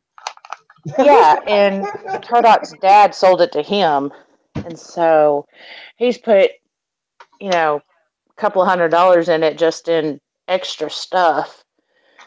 And so to get one just like it, it'd be a little bit more than $900. So I was like, yeah, no, that's not going to happen. Smart girl. Smart gal. Plus, it's a 1911 and .45 caliber. I mean, come on now. Well, I ain't getting rid of that thing. Most 1911s are in .45 caliber. To be honest about it, but I know, but that one's just really pretty. If he wants a 1911, go buy one. Don't be trying to take mine. There you go. Tell him to buy. Send him out and tell him to get himself a arms core. Right now he's got a Glock 40. See, I have went a whole show and nobody has mentioned that, and here you are showing up. I know. I'm sorry. But I got to tell y'all that my Just uncle, he just ain't real right in the head. So yeah. I'm trying Just to sway hearing him. that, I feel filthy now. I think I need a shower. Yeah. Tell me about it, because he went and traded in a nice, I think it was a Ruger to get Wait, that thing. who would trade a Ruger for a Glock? I know. That's just wrong. He's in Oklahoma, so you can't really expect too much. I lived in Oklahoma for a little while. That explains I'm a sorry. lot. Hey, not long. Trust me. Well, less Was than it a longer year. than 3 months? Actually, it was about 5.5. I'm Yep, sorry. that'll do it. And just, yeah, I had enough. On the upside, I did go to Texas for a little while, and I like Texas. Now, Did you see, leave I have a Texas? problem. I have a problem with Texas, and here's my problem. Here's my problem, and it's my problem. Okay. It has nothing I'll at hear all you. to do with Texas itself, sorta. Okay. When I was driving truck all the time, I used to have to roll through Texas all the time. Now, Texas truck, is a damn like big being a trucker. place, and the highways are nice to do about 120 miles an hour in an 18-wheeler. Well, they don't really like it when you do 120 miles an hour in an 18-wheeler in Texas. I hate to burst your bubble, but they don't like it when you do it 120 in a Kia Spectra SX either. So I feel you. I feel you. Yeah. All the speeding tickets I ever got in an 18-wheeler happened in Texas, and that's why I have a problem with Texas. Funny, all the speeding tickets I've got were in Texas too, but they weren't in an 18-wheeler. I had one. I seen this guy up in the median, way up in the middle, and I'm just like, all right, I got to back out of this, and I backed out, and I'm still doing a little bit of a clip. I know I can't click the Jake on. He's gonna see the Jake. Whatever. All right. Well, he ends up getting in behind me, and I pull over, and he comes up on the side of the truck. He says, "Driver, do you have any idea how fast you were going?" I said, "Tell you honestly, officer, I do not. The speedometer don't go that fast." And he goes, "Well, the first time I clocked you, you're doing 97. The second time I clocked you, you're doing 94. You must have seen me." And I almost said it. But I didn't. I was going to tell him, "Yeah, I saw you about a quarter mile before that. I was doing $120." Yeah, it's a good thing you didn't tell him that. Yeah, the fastest I ever got clocked at was 118, and he was like, is there a fire?" And I'm like, no. Why? He's like, "Do you know how fast you're going?" I was like, well, no. I was listening to rock music, if that makes any difference. And he's like, "It doesn't." I was like, "Well, all right, here's my license and registration." And he handed me a ticket. Well, did he tell you to have a good day after the fact? No, he kind of had a stick up his ass, apparently, because he was kind of a douche. When they pull you over doing 120 miles an hour, yeah, I could see why they'd be a bit of a douche. Well, I mean, it was like 2 o'clock in the morning, and there was nobody else on the road, so I figured, I'm just going to listen to rock music. But apparently, I can't listen to rock music and obey the speed limit laws, so I had to quit listening to rock music in the car. So listen to at least country while I'm music. driving. Just listen to country music. I do, and even some of those make me speed. Well, it depends on who you're listening to. If you're listening to like Trace Atkins, yeah, I can see how that would make you want to, Trey Atkins. Yeah. I mean, you could go to the other extreme and listen to some like Peter, Oh, Paul, and opera. Mary. You'll be doing like 40. You can listen to opera and fall asleep. Yeah, I can't listen to opera. That gives me a headache. That's like listening to That's Alan's Never favorite kind Enough of music. Ammo going on a rant, or a couple of those shock jocks up there going on a rant. After 15 minutes, it just gives me a headache. I need to take 6 aspirin. Yeah, that's what my wife used to tell me. And Matt's been doing a lot of ranting lately too. Have you noticed that? No, I haven't been watching. Troy turns it on, and I can listen from his side I of keep view. telling him I keep telling him he needs to keep a check on his blood pressure because these liberals gonna give him a stroke. Yeah, he just needs to wear one of those blood pressure cuffs like 24/7. Be like Buford T. Justice. Oh.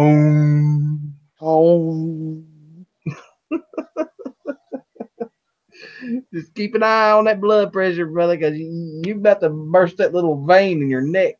Out of No nowhere, he doubt. starts saying "Goose Faba."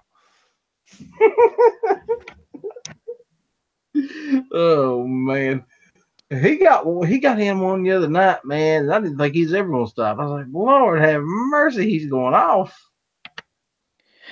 But I get a kick out of it because he gets animated a little bit, and his facial expression. He's got some weird facial expression. You ever watch him? Gosh. See, okay, that's how I've been watching the past like four videos. I just turn the volume completely down, and I just listen to the chat, or I read the chat, and I watch his face, and that's entertaining in itself for me. I don't know if the angry expressions are from what he's saying or what's being said in the chat, so it works out perfect because I can't hear nothing. Well, see, he's one of these. He's like me. He don't mind the trolls. Oh my goodness. Trolls have been getting so carried away here lately. I've got to quit putting my email address out there. I don't even have your email address. To email. I don't have your email address. I've got Tardots. I ain't got yours. Well, since I don't learn lessons, it's gunpowder.beauty01@gmail.com. I can't remember that. I'm a man. We're not good at that sort of thing. You have to type that shit out for me. All right, there's a dot between my YouTube name. Oh, okay. That'll work. Yeah, there's a period and then 01 Gmail. Okay. 0.01. Gotcha. You have your secretary write that down for you. Yeah, I'm twice. Yeah, let me see real quick. Hold on. I don't have an ink pen, Andy. That's all right. I'm typing it in the side chat. Yeah, Outlaw sent me an email today that was actually directed for somebody else. So if he sends you weird emails, just No, actually, it was meant for you. Yeah, I sent it to you for you. But if it makes you feel better, I sent it to about 6 other people too.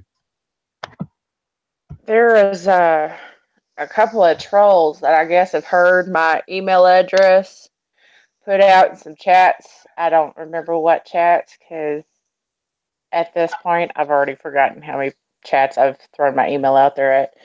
And this one, man, they were just trying to rip me a new one, talking all sorts of shit, and I just replied with, "Oh, that's cute." I'm actually and I put a bunch of laughing faces, and they were like, "You don't even know. I ain't trying to be cute. No, you're being stupid."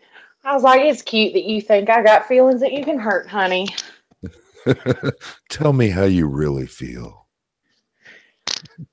I'm not having sex with you, and I'm not married, so your opinion of me don't mean shit. But I hope you have a blessed day, sweetheart. I just love to hear a Texas woman say "sweetheart."